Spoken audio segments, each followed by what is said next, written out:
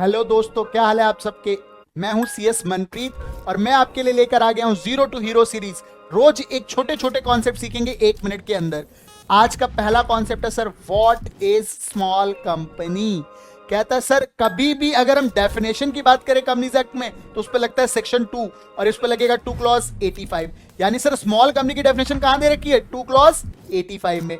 अब ध्यान से सुनना सर, कोई भी कंपनी स्मॉल हो सकती है other than a public company. Any company other than a public company. कहते हैं जिसकी या तो लागत कम है या कमाई कम है। लागत बोले तो पेड अप शेयर कैपिटल और कमाई बोले तो टर्नओवर। यानी company not exceeding the paid up share capital of 4 crore और turnover not exceeding 40 crore is a small company. क्या आपको इतनी सी बात समझ आ सकती है? बट रुक जाओ, इसमें है कुछ एक्सेप्शंस।